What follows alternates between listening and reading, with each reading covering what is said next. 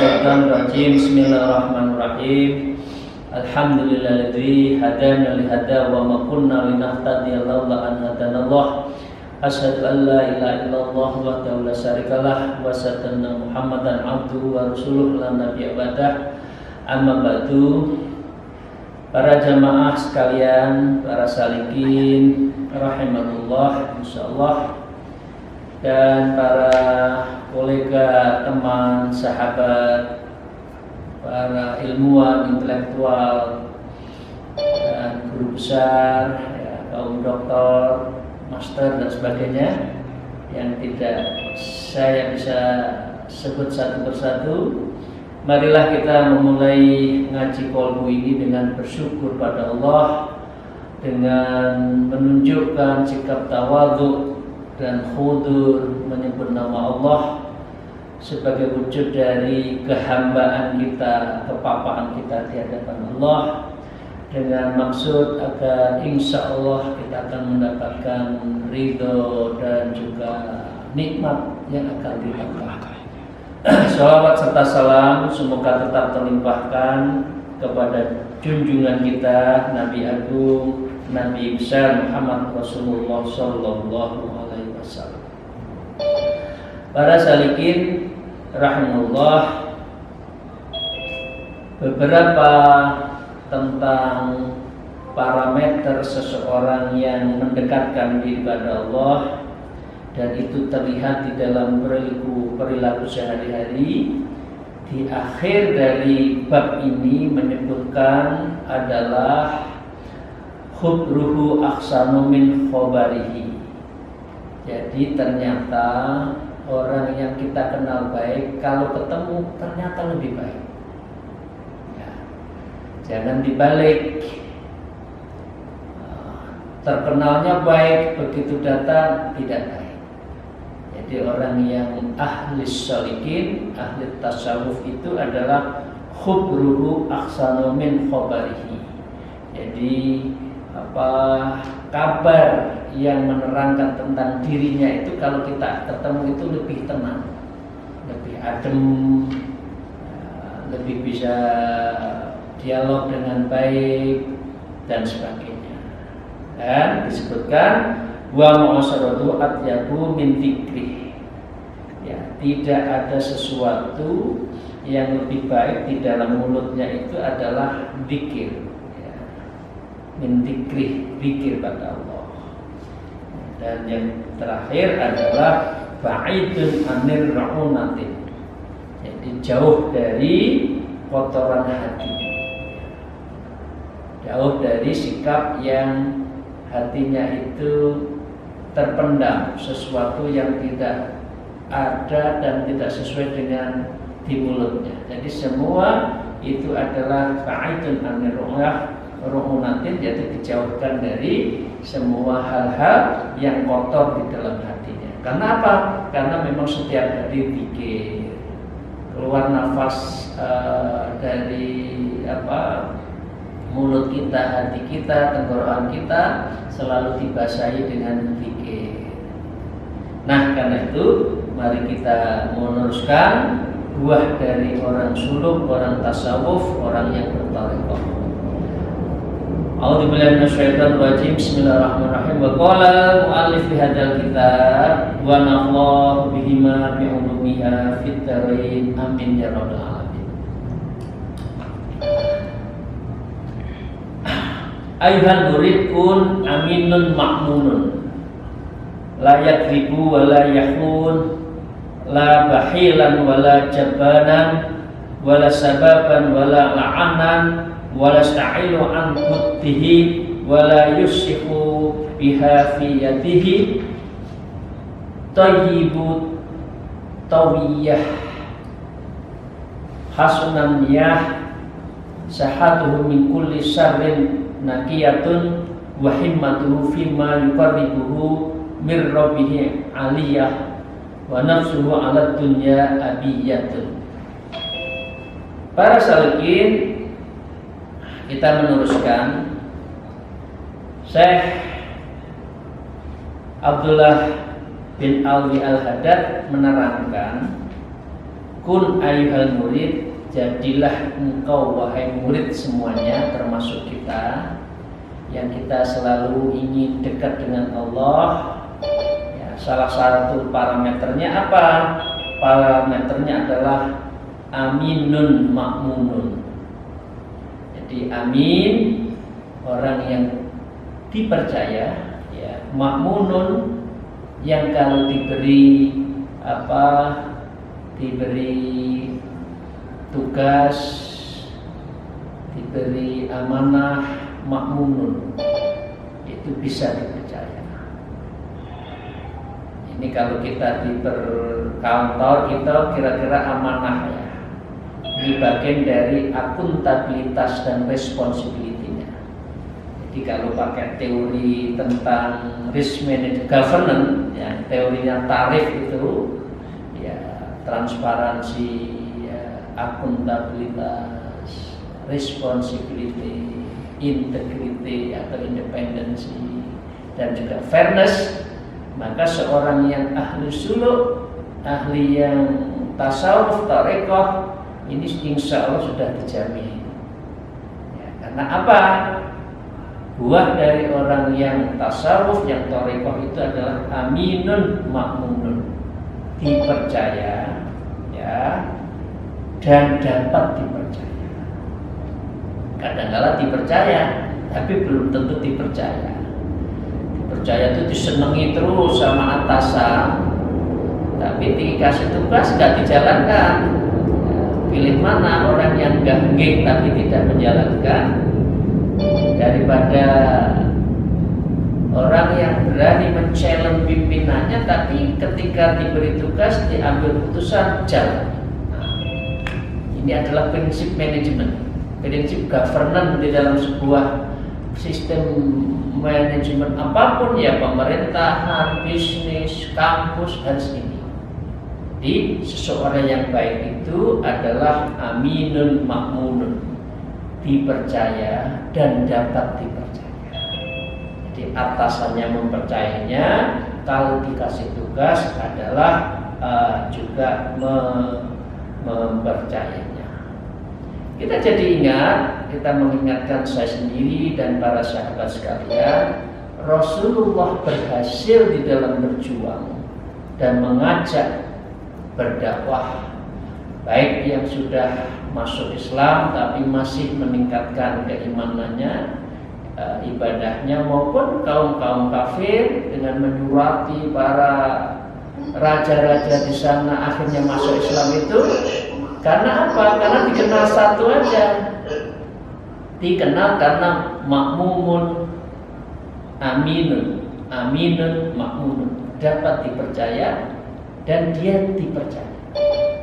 Seperti halnya akhirnya beliau yang bisa menyelesaikan kabilah-kabilah di Mekah konflik untuk menempatkan Hajar Aswad, dipercaya oleh masyarakat setempat, kabilah-kabilah itu kepada Rasulullah. Mengapa? Karena Rasul itu aminun makmunun, ya. Itu disebutkan di dalam sebuah hadis Rasulullah, tajirus sodukul amin ma'anan nabiyyin wasiddiqin wasyuhada. Jadi disebutkan seorang yang tijarah, yang orang yang berdagang, ya, dia itu adalah aminun dan dia itu dapat dipercaya, ya. Dia ma'at nabi, dia akan bersama Nabi. Jadi intinya orang yang dipercaya itulah yang akan mendapatkan tempat, tidak saja karena masyarakat senang, tetapi juga karena relasinya itu kemudian mendapatkan kepercayaan. Jadi kita introspeksi, ya, mengapa kita itu seringkali tidak mendapat amanah dan amanah kita itu tidak berlanjut, ya, maka karena orang akan menengarai integritasnya seberapa, dikasih tugas dan dijalankan, ya. Kemudian dijalankan tapi tidak selesai, tidak menuntaskan amanah. Nah, Jadi insyaallah para salikin, mari kita yang sudah menuju pada Allah itu kita insyaallah kita wujudkan aminun makmunun. Jadi kita dapat dipercaya ya, dan dipercaya. Selanjutnya layak ribu walayahun. Ini penting ya, tidak pernah berbohong dan berkhianat. Ya, ini penting untuk kita sampaikan karena memang apa ya sekarang itu ya ini maaf, wajah depan sama wajah belakang itu seringkali berubah, berbeda. Kalau ketemu atasan, yo ya bapak bagus, siap bos, ya siap melaksanakan tugas, ya, bagaimana bos, sehat. Nah, tapi setelah di belakang karena gak dikasih amanah, wah masih bos ini udah diginiin tetap gak datang. Nah ini adalah yakdzib wal yahud. Ini adalah orang yang kadzib dan dia itu adalah orang yang berkhianat. Nah, karena itulah para salikin rahimahullah, insyaallah orang yang kita sedang berjalan dan terus berjalan menuju Allah, suluk ilallah ini adalah layak dzib, kita jangan sampai bohong. Ya, wala yahun, dan kita itu jangan berkhianat. Jadi ini dalil ya, dalil sosial. Kalau orang itu bohong terus sekali, ya maaf, kalau orang itu bohong sekali mungkin masih dipercaya, 2 kali dipercaya. Tapi bagi itu 3 kali seterusnya, ini kok bohong terus, ya orang akhirnya nggak dipercaya, nggak mempercayai. Ini dikasih amanah begini, ya mungkin masih sibuk. Oh, nggak dijalankan yang kedua, oh masih ada mana yang lebih penting. Tapi begitu ketiga, keempat, kelima, kok begitu?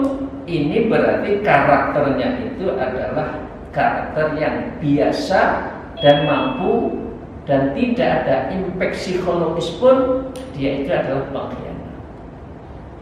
Jadi orang yang kadzib dan orang pengkhianat ini ya sulit mendapatkan tempat.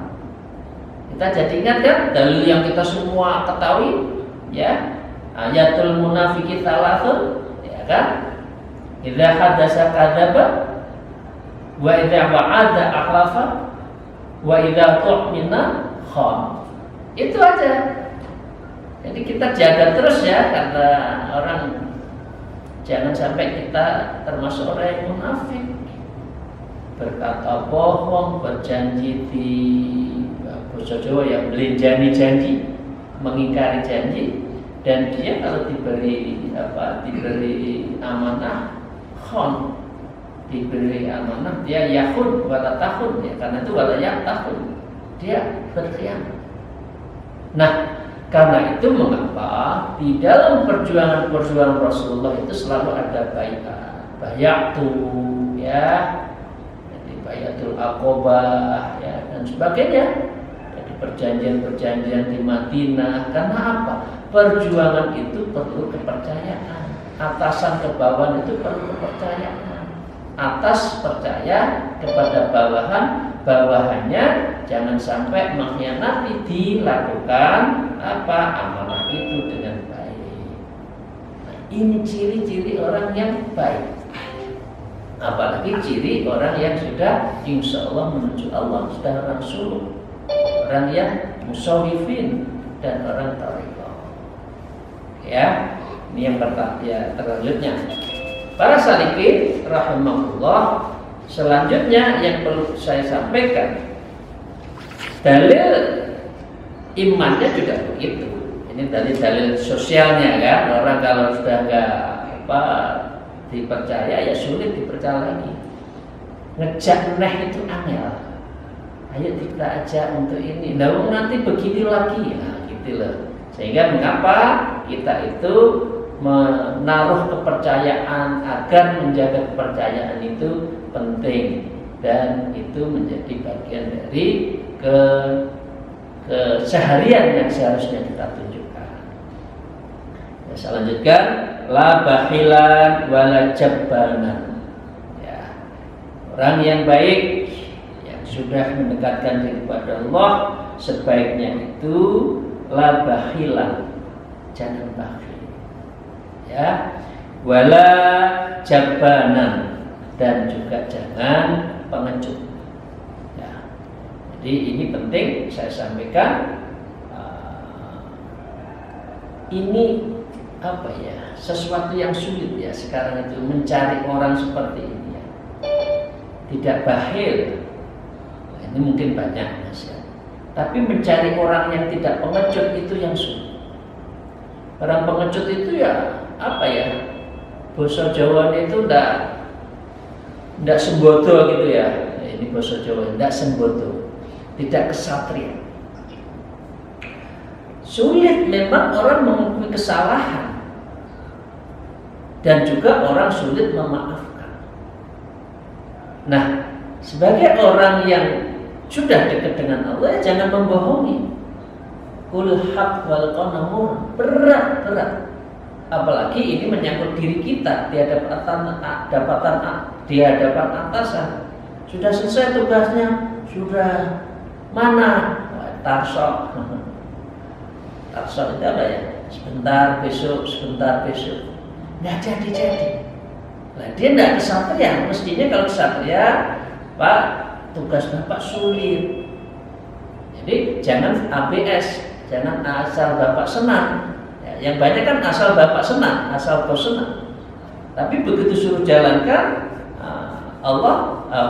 seseorang itu tidak bisa menjalankan dengan benar. Nah, disinilah disebut wala bakhilan wala janaban, jangan pernah bakhil ya, dan juga jangan pernah jadi pengecut, apalagi menyangkut diri kita. Jadi menyangkut diri kita, kalau salah ngomong salah. Jadi, lebih baik itu daripada kita merasa sok benar tapi kita sebetulnya salah. Jadi mengapa kita tidak boleh bakhil? Karena Allah itu maha memberi rezeki. Dalam surat Sabat disebutkan a'udzubillahi minasyaitonir rajim, qul inna rabbi yabsutu rizqa liman yasha' min ibadihi wa yaqdiru lahu wa ma anfaqtum min syai'in fa huwa yukhlifuhu wa huwa khairur raziqin. Ini orang masih takut kalau sudah infak sedekah ya, orang memberi tidak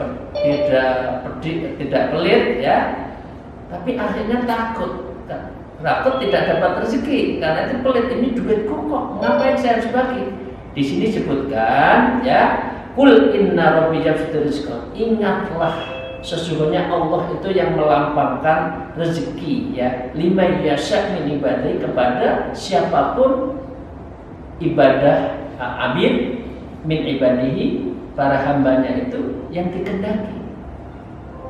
Nah, wayak dirahu, dan Allah akan memberikan kodarnya ya.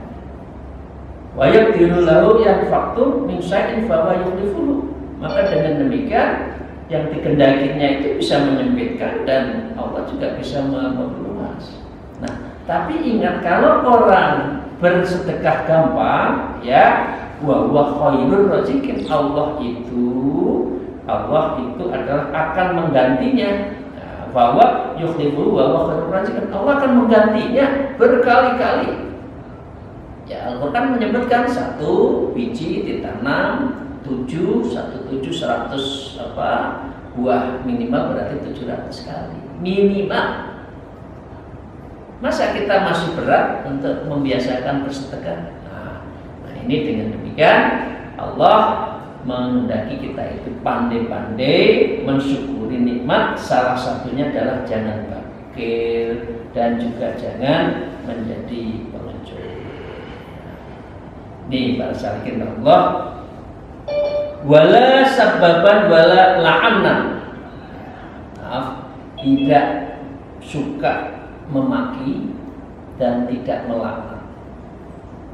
Ibu-ibu ya, orang kesel itu biasa, orang marah itu tempatnya marah.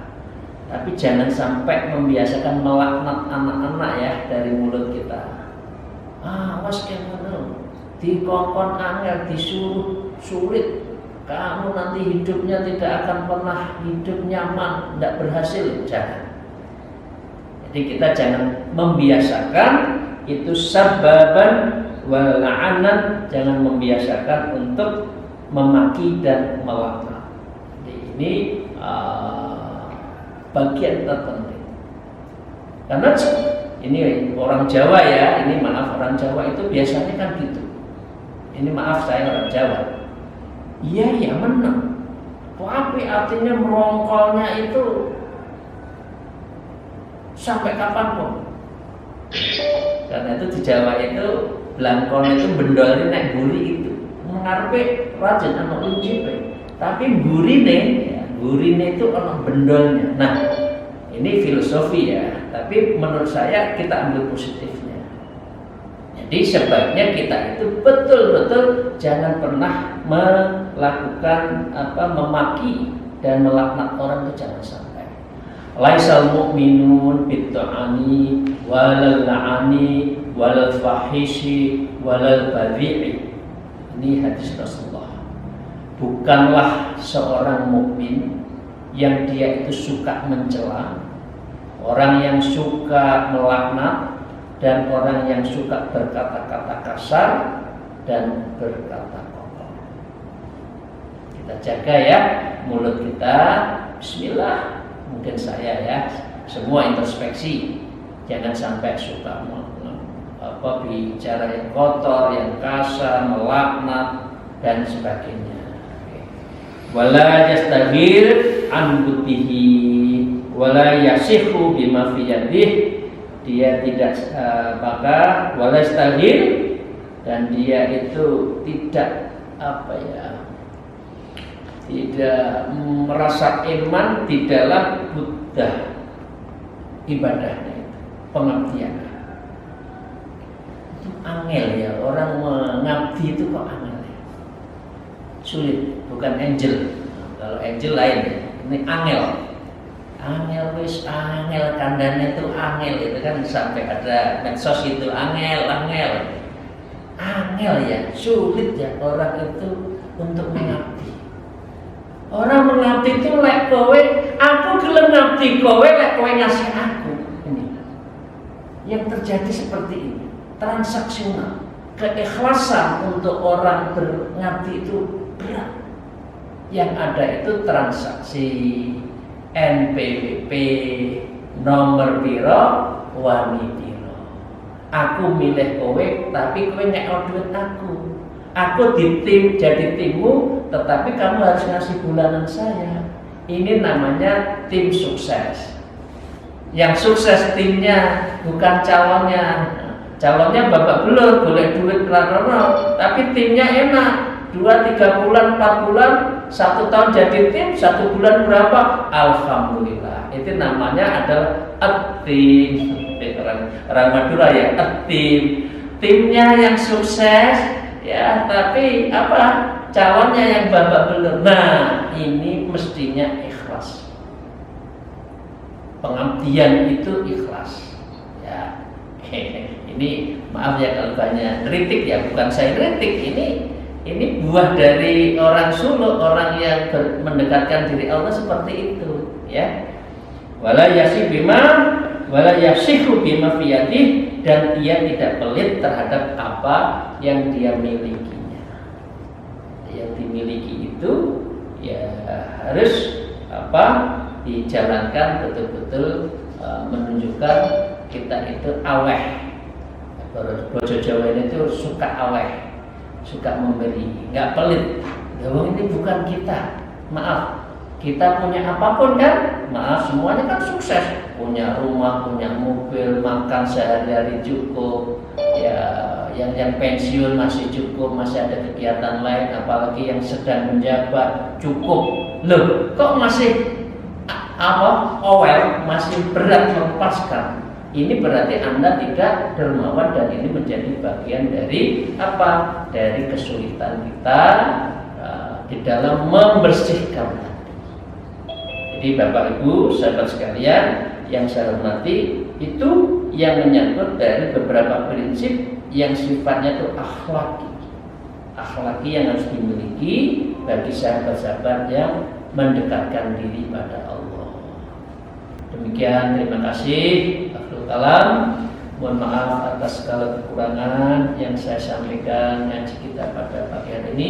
Semoga Allah Subhanahu wa taala meridhai, membimbing dan memberikan hidayah kepada kita semua, dan kita sangat diberi kemudahan untuk beribadah kepada Allah.